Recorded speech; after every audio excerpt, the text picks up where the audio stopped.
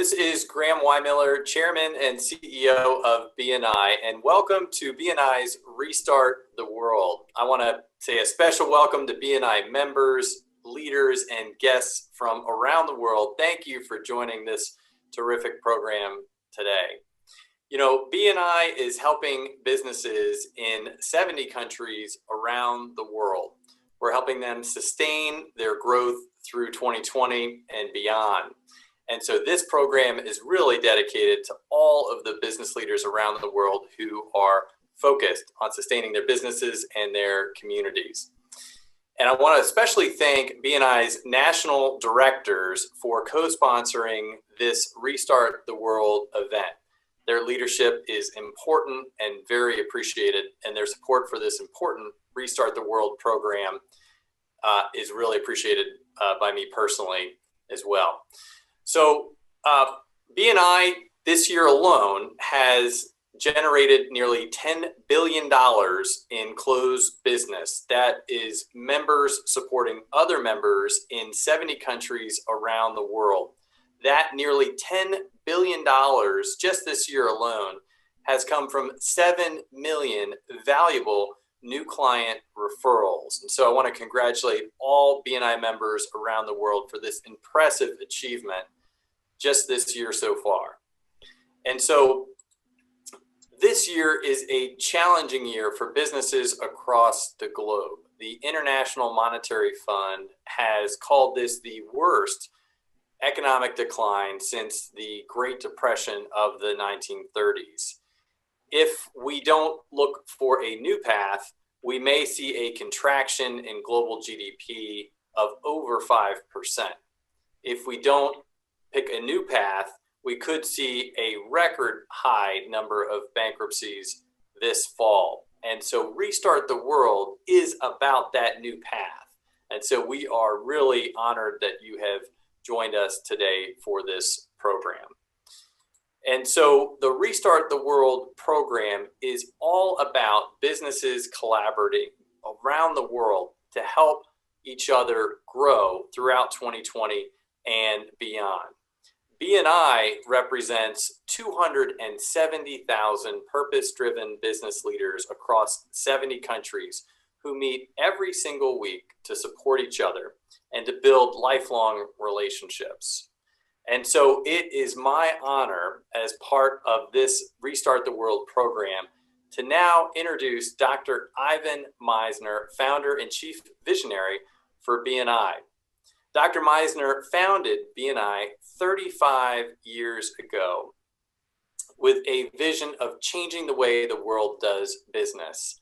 He is a well-known speaker and author. He is known as the father of modern business networking. He's a mentor and a friend to so many of us. And so with that, I'd like to introduce Dr. Ivan Misner to lead the program from here. Dr. Misner? Thank you so much, Graham. I appreciate your kind words, and I appreciate everything you've done for the organization and for small businesses around the world, especially during this really challenging year. So let's get started. To restart is to reset, reopen, reboot, relaunch. This is the right mindset that we need to be in right now. Now, antonyms for restart, words that are the opposite, are to cut, discontinue, quit, abandon. These are words and feelings that I think will get in our way if we want to pierce the dark clouds of apprehension that are all around us. These words need to be cut from our mindset to truly restart the world. We need to engage in the right mindset and to reopen, reboot, relaunch. I believe that's the right mindset. And I believe that one can take unprecedented circumstances and turn them into unprecedented success. We do that through self-reflection, creating a future picture in our mind, and listening to our mentors. I want to talk for a moment about a concept in adult education called transfer of learning. It is a theory that learning can be transferred and applied in totally new and innovative ways to different situations. Most importantly, it's about taking ideas and applying them to your situation or challenge.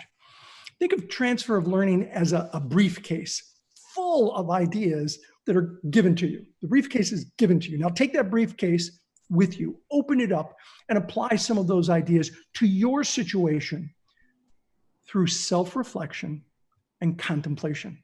Through this process of self-reflection after this event today, you can find ways to apply concepts that you hear and transfer them to your individual situation.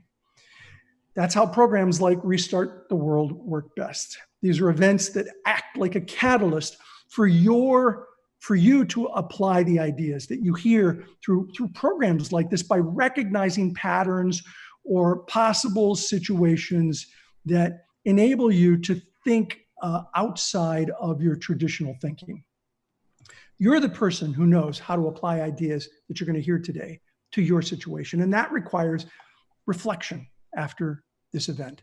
The truth is that if you do things the way you've always done them, you're likely to struggle in the future. It's okay to be in love with what you do, but if you're in love with how you do it right now, you might become irrelevant. You've heard me say before that I refuse to participate in a recession.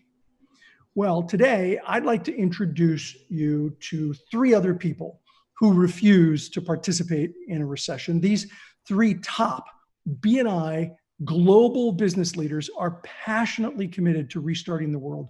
They're here today to share their vast expertise and business insights. Our first panelist, Mac Srinivasan, represents Asia Pacific. He's the president of global markets for BNI. Mac supports operations for BNI company-run countries. He is a certified franchise executive recognized by the International Franchise Association. Mac's BNI leadership journey began as an executive director in BNI in Bangalore. He was invited to lead the BNI India operations 4 years ago, and the country is now one of the fastest growing in BNI. BNI India has grown from 9,800 members to 36,000 members in a short span of 4 years. His vision is to impact over 1 million entrepreneurs to transform their business by December 2029. Next, representing the Americas is Lorena Medina. She has been BNI Mexico's national director since November of 2005. She's been the BNI market manager for Latin American affairs. And in this role, she has supported BNI Latin American countries through her leadership, training, and counseling.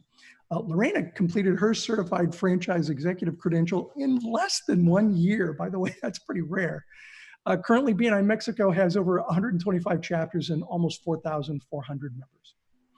From the last speaker that I'll be introducing today from the Middle East and Africa, we have on our panel BJ Shah. BJ is the National Director for BNI in the United Arab Emirates and Qatar, and Co-National Director for BNI Kenya and Uganda.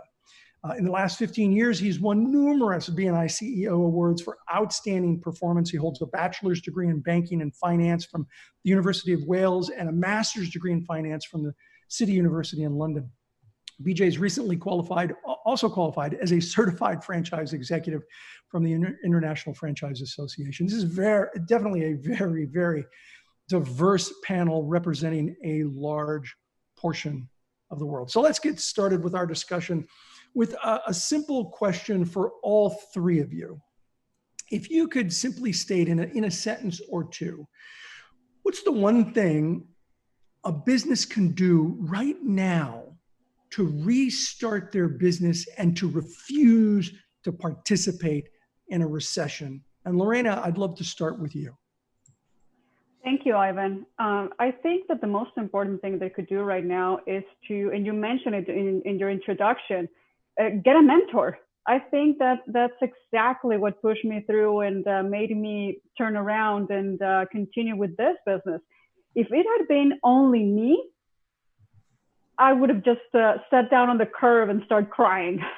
So but it was thanks to this network of mentors that I have around the world that I was able to move forward and be successful with BNI online. Great. Let's come back to that. BJ, in a sentence or two, what's your recommendation? Thank you, Ivan. I would say reframe. So reframing is about looking at a situation and then looking at our capabilities and then looking at all of that differently. So what are we doing right now? What are our capabilities? How can we do it differently? And we'll come back to that. Mac, in a sentence or two, what do you think people can do? I think they need to rebuild or build relationships and re-engage with the people that are the customers again. And I think that's important. Excellent. All right, so let's go back and spend about a minute each. Lorena, you said mentors, that was really important to you.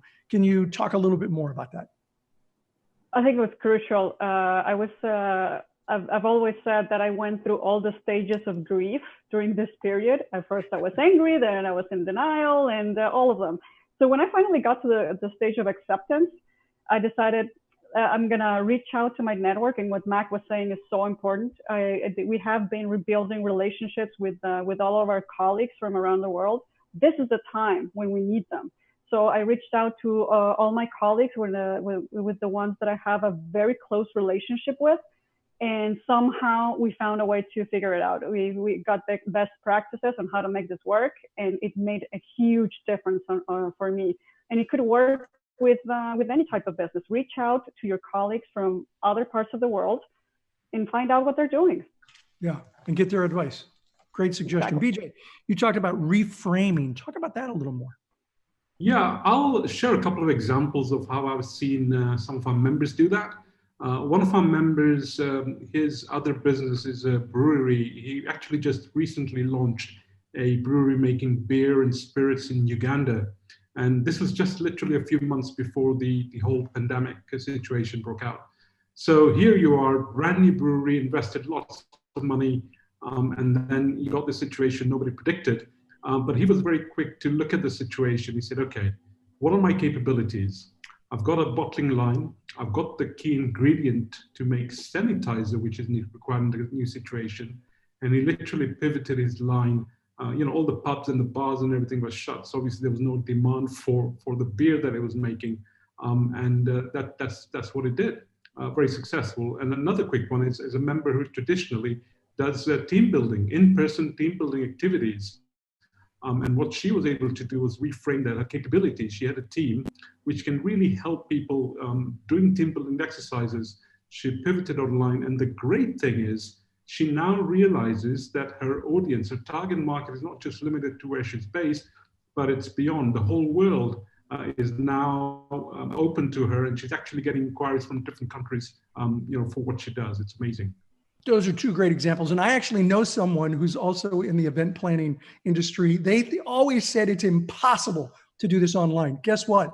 They now have international clients that they never had before because they made that pivot. So that's a great suggestion, BJ. I appreciate it. Mac, you talked about re-engaging. Well, I think that's an important one. Yeah, re-engaging with clients is very important, because what happens is some of our clients that we have recently done business with, just to check on them. Hey, how are you doing? It's not like going back and asking them for business necessarily, but if they make a list of clients that have done business with them in the last 6 months, maybe a year ago, they did a good work for them. And just sending a text message and re-engaging. Like even today, I got a WhatsApp message from a vendor that I used about 3-4 years ago. And I was surprised. Oh, wow. I just got a message from him. I said, wow, he's just checking on me, just saying how things are going with me. And if things are going good here. So just re-engaging, getting yourself made visible right now, and you're rebuilding that relationship, because the first stage in restarting the world is re-engaging with your client. Yeah. So Lorena talked about mentors. I think mentors are so incredibly important. I really believe in that. BJ, reframing, and Mac, re-engaging. When you're listening to this is a briefcase.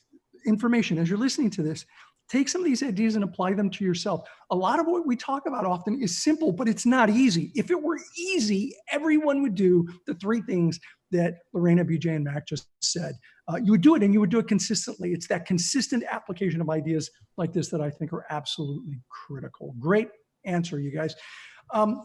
Second question that I'd like to ask at least 2 of you. How important is attitude in making your business successful? I think positive attitude is really critical, but how important is attitude? And let's start this question with Mac. Positive attitude is like it's like a magnet. That's what draws people over to you. So one of the things in the positive attitude is surrounding yourself with people that re-energize you, because most of the days now we keep listening to news, things that are draining our battery.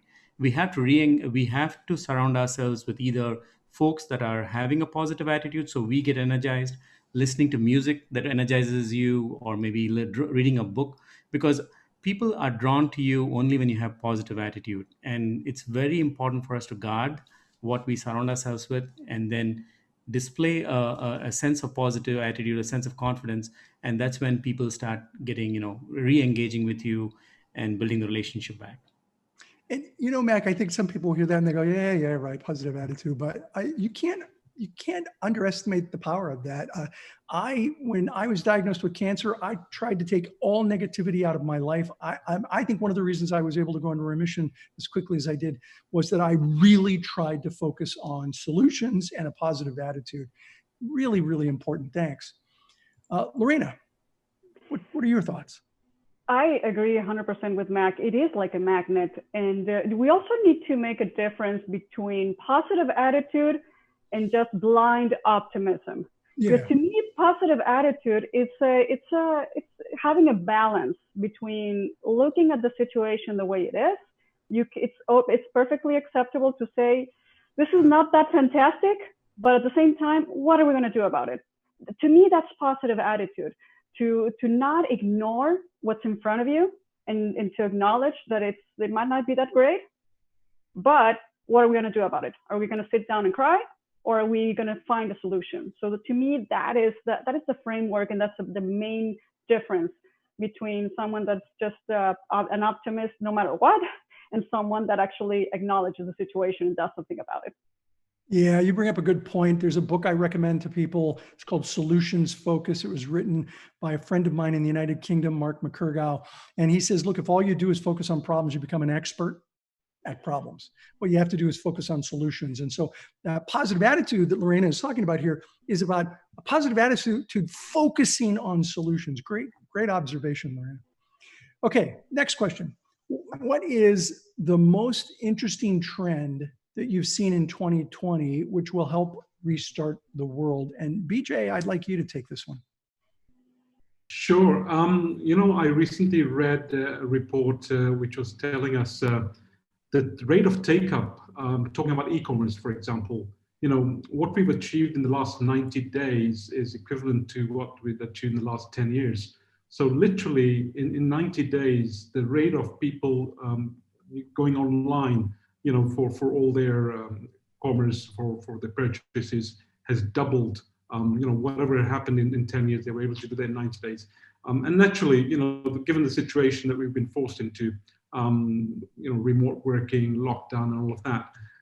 So it's really embracing technology and the whole thing about digitalization and automation. I think BNI Online is a classic example, because what it's really done is pushed us into a situation where we actually had to adapt. And the amazing thing is it's kept businesses going and all of that. But most interestingly, when we now talk to some of our members, they say that, when we go back to the new normal, yes, we'd love to go back in person and everything else, but they can see how this technology is really going to help them to do other stuff. It cuts down on the travel, on the costs. I'm hearing some companies now saying, all those travel budgets are going to go down. So it may not be great news for certain businesses, but it definitely makes sense. So those are some examples. I mean, personally for us, there were some things that we had the processes using paper, and we always say to ourselves, we're going to have to change this and make it paperless. And it took us, a few years. And when this happened, literally in a matter of weeks, we were able to go totally paperless. And the amazing thing is the results we're getting, the turnaround times in all our processes is even more amazing. So digitization and automation, I think, is one of those trends which really across every industry is making a big impact. Yeah, I think you're absolutely right. I'll jump in on this and have a few comments as well. I think the genie's out of the bottle on technology, certainly as it applies to networking. The integration of technology into networking is, in my opinion, a fait accompli. It's here to stay. Ironically, I wrote an article on this 2 years ago for entrepreneur.com. If you go to entrepreneur.com, you can find it. I talked about the future of face-to-face is online. And I think that, I was talking about it being 5 to 10 years down the road because of technology. Certainly didn't see COVID coming, but I think that this has forced us, as you said, to do this quicker than we anticipated. Let me tell you a really quick story. I went to an event earlier in the year in January before the great pause, and there was a futurist there. His name is David Houle, and David said he was driven to the event by a driver, a professional driver, and the driver was taking phone calls for bookings. And he said to the driver, he said, "Hey, have you ever thought about doing this online? Because, doing it online, you don't have to interrupt, as you're driving, and you've got your, you don't have to open up your calendar and figure it out while you're trying to drive." And he said, no, I couldn't do it online. That just would never work.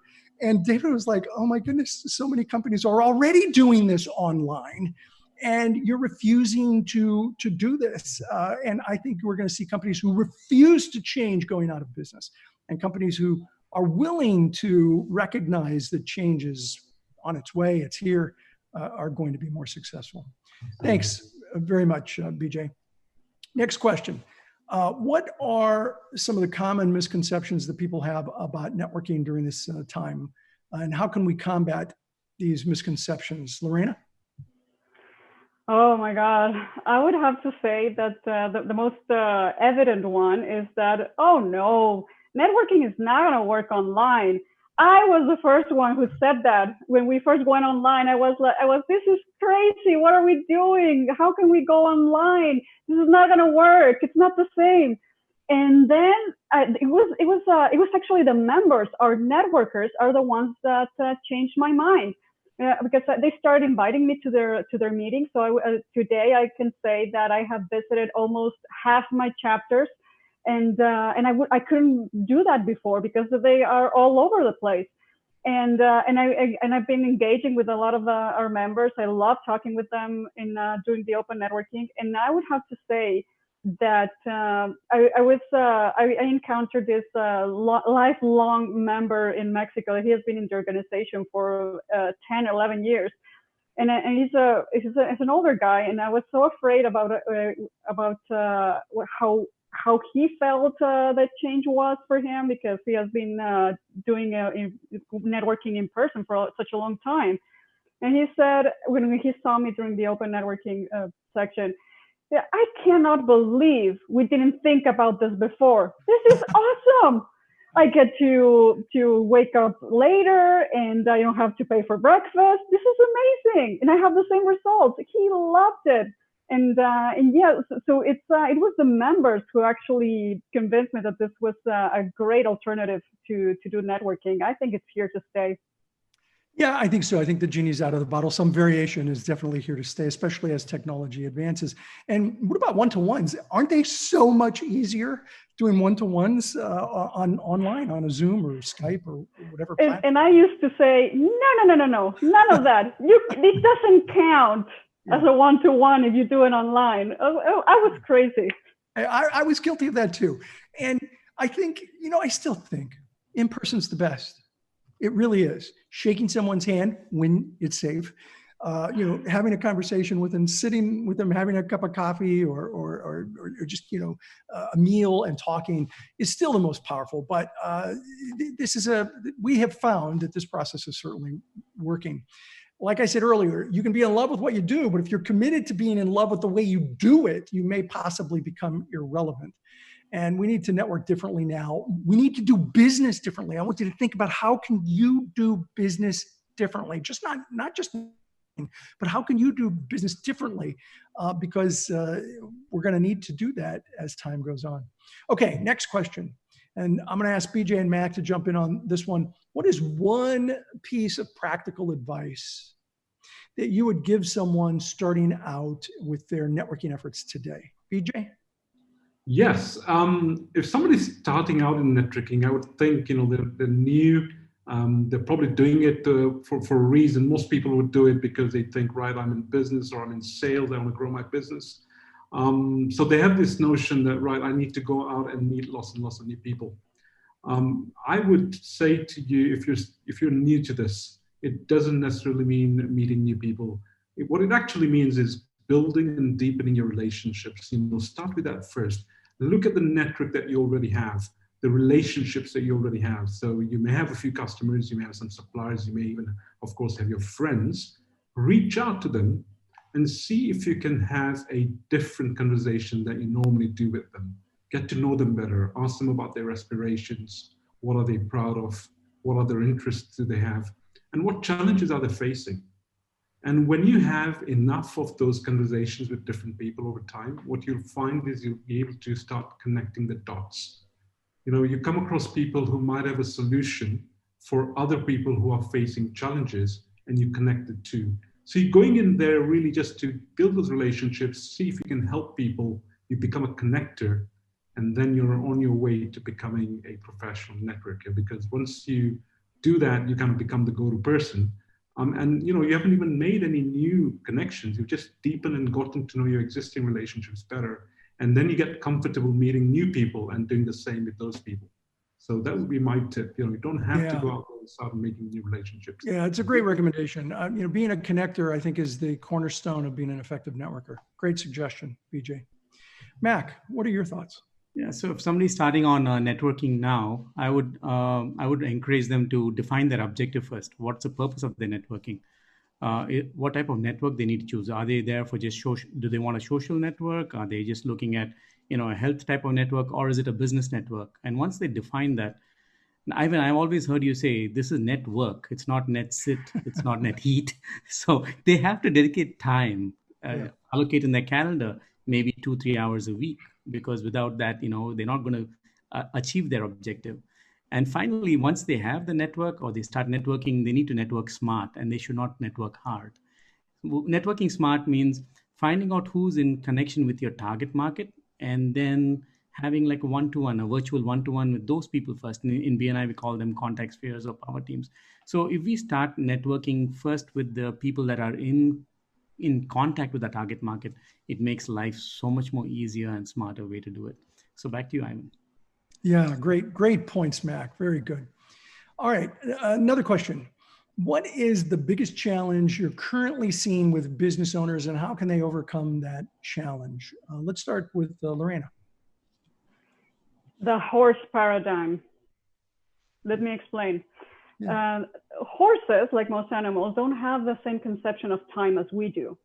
They do not remember what happened in the past, and they don't know what's going to happen later. Let me explain. They have a pain right now. They have colic, and all they know is that it hurts right now. They don't remember that yesterday it didn't hurt, and they don't know that tomorrow is not going to hurt. So I would say adopt this paradigm. We cannot keep clinging to what we used to be, because it's more likely than not we're not going back to that, and we don't know what's going to happen in the future. So let's make it work today. The biggest challenge that I've seen in business owners today is that they are either clinging to the past and longing to go to what it was, or they are hoping and waiting for it to get better in the future. I would say it needs to work today. You need to think like the horse. It hurts right now. Fix it. Make it work. Oh, Lorena, I love that paradigm. I've never heard that before. It's a great concept. I couldn't agree more. I've been saying, I like your version of it better, but I've been saying to people, we really right now we need to be comfortable with discomfort, because we don't have the answers. We know the challenges. We're working on the answers, but we don't have all the answers right now. And I think most of us around the world in whatever business, we don't have all the answers. So I will quote Lorena Medina in the horse paradigm in the future for people. I would agree that willingness to change is probably one of the biggest problems that I see businesses having right now. I recently had a chapter president ask me, about a member who he just doesn't want to get online. And I told her, I said, tell him this. And I don't usually say, tell him Ivan said, but for her, I said, tell him Ivan said he hates change. I do, I hate change. I really hate change. But the only thing I hate more than change is failure.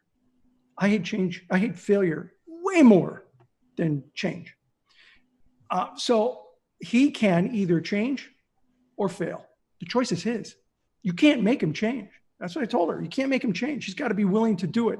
But you offer to be there for him, offer to help him to support him through this process so that he can get the change. And by the way, I think that's what BNI is about.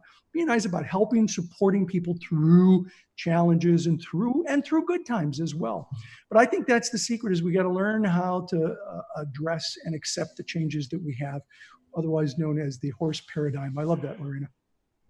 Okay. For one reason or another, one last question. For one reason or another, many businesses have had serious financial challenges, obviously, during the COVID, and of course, the recession that most countries are going into. I want all three of you to chime in on this. What advice do you have for the people who have challenges right now? Let's start with BJ. I would say, of course, if you're in BNI, or if you're not, see what network you have out there. The best of the human species that's come out right now, people out there to help each other. We want to collaborate, we want to help. You reach out to people understand, when you share your challenges, when you share your problems. So I think if you can just reach out and ask for help. And then all the things that we've just discussed, you need to re-engage, go back to those relationships. See what else you can do about your business, reframe, pivot, get a mentor, get some mentors, and it's all there for us. So I think it's a matter of now opening that briefcase and saying, okay, what over here is it that can we do? And that will help. So it's really just getting out there and doing that. Great suggestions. Lorena, what are your thoughts? We've been talking a lot about positive attitude. So let's assume that you're already there. Okay, I'm positive. What's next? To me, it would be going back to what we were talking before and what BJ was saying about mentoring. And also, you have to realize that there are thousands of people around the world that do the same thing that you do. Maybe there are restaurant owners, event planners, travel agents. There are thousands around the world. There are thousands in BNI that you could reach out to. Somebody somewhere has an answer for you on how to pivot, how to restart, how to keep your business going. Reach out to those people, get a mentor that does the same thing that you do, and come up with something together. This is something that was done it started in Mexico, and they got together with all the travel agents in Latin America. They get together once a week, and they come up with plans, with solutions. They're teaching each other how to market and how to bring people to their specific destination. So I'm teaching you how to sell Mexico, and Chile is teaching me how to sell Chile. And so they're making a lot of, they're creating this network of travel agents in the whole region, and they're coming up with ways in which they can market and still keep their business open today. There's someone out there that already has figured it out. Just reach out to them. And also there's a lot of potential inside your group. If you belong to a business, a group of business owners like BNI, there's your advisory group. Reach out to them, seek advice. I mean, if you're probably going through something that they have already lived through in the past. So there's a lot of intelligence, collective intelligence inside your BNI group, in the whole organization. Someone somewhere has the answer. Just reach out, just ask for help. That'll be the first thing that I would do. That's a great point, Lorena. And, I think sometimes people say, well, you didn't tell me what I need to do. And the truth is, we can't tell you what you need to do. That's the whole concept of the transfer of knowledge that I was talking about, that we can tell you, we can give you 30,000 foot views, we can give you some suggestions, but you need to take these ideas and reflect on them and talk to people in your industry, just like Lorena was saying, and find out how you can apply these ideas we're talking about to your profession. Mac, you have the last word. Thank you, Ivan. And just like Lorena and what BJ said, I think pivoting is very important now. One of the examples I recently, I met an events manager recently, one of our BNI members, and part of his events was, when they have exhibition booths in the old days, they used to have a barcode scanner and technology that used to track people who attended the events. He utilized that same technology now for contact tracing. He realized that events is and the traditional world of events are no longer going to happen for some more time. So he moved and he's now providing solutions to businesses that need contact tracing to be done, or registration process done for events. So having an open mind, many business owners that I see now are completely like a deer in the headlights. They know their business is going and down. They're not looking at other changes.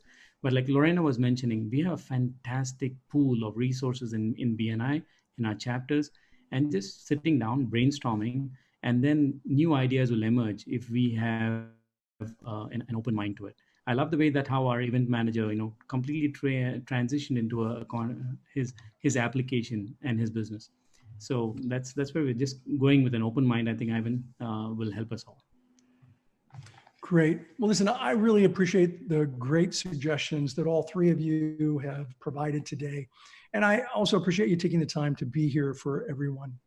For those watching, you've just gotten a briefcase of information to help you restart the world. Now it's up to you. It's important for you to reflect on these ideas and really think about how you will apply them to your own personal situation. Now, what I'd like to do is turn it over to BNI's CEO, Graham Weimiller, who has a few comments, announcements, and will close out today's event. Graham?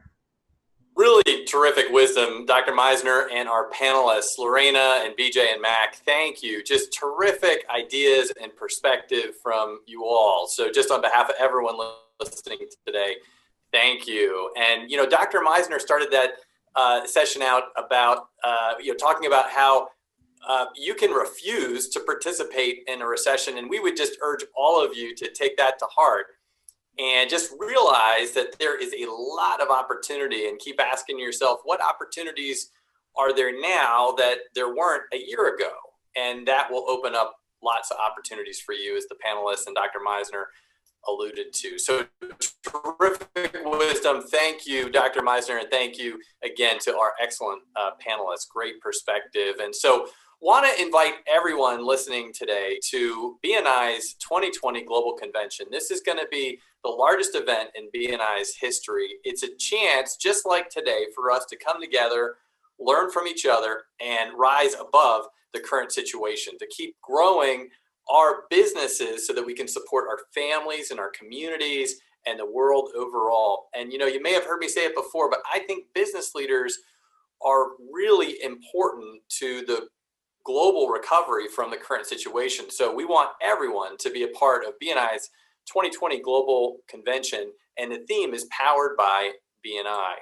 And so we expect thousands, in fact, 25,000 or more business leaders from around the world. We are going to have a fantastic amount of content from world-class speakers, and we really want you to take part in this event and just have a great time and have a chance to